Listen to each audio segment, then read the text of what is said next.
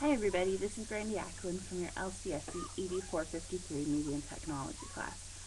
I was doing lesson 10 and I wanted to share with you some of the things that I learned from exploring all those various sites on the internet.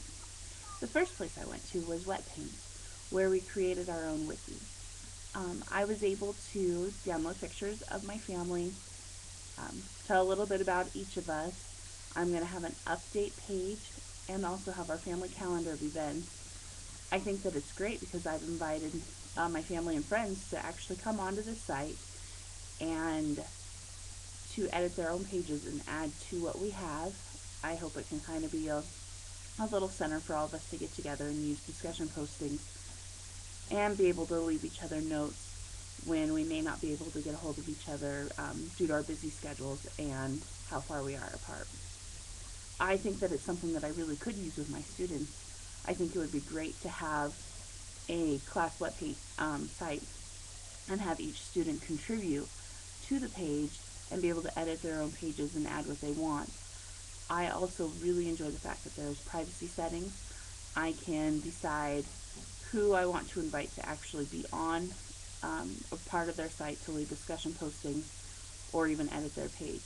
I think this is really important that when I'm dealing with my students, I have these privacy control settings so that my students are not vulnerable out there on the internet. We need to make sure that we protect their confidentiality. The second site I went to was Blogspot, and it actually led me to Blogger, where I had to create my own account. I've seen this site before, and I've actually thought about establishing my own account, but I never got around to it. But I guess this class gave me the motivation to get that done. I think it's great because it's an online journal of sorts.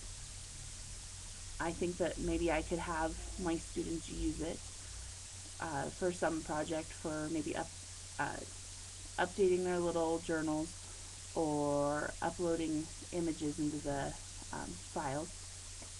I think that this would be great.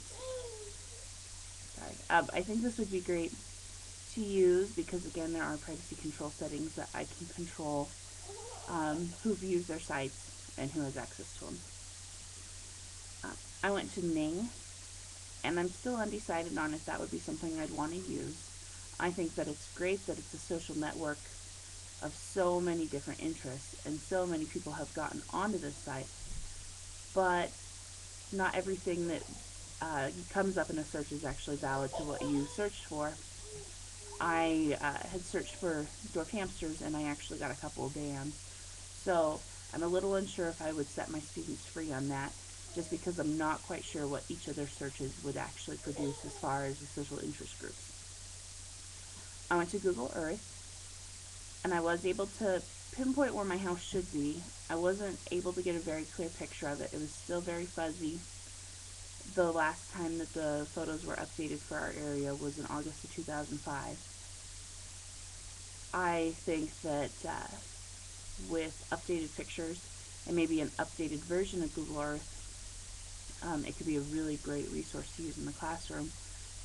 I would be able to actually show my students what we're talking about and allow them to see something that they probably will never have a chance to travel to see it for themselves. I know that many of the teachers in our district already utilize this resource, and it's one that I hope to start using also. As for YouTube, I've of course been on here to watch videos, but I've never actually loaded my own video on here. This is actually my sixth or seventh time of trying this out.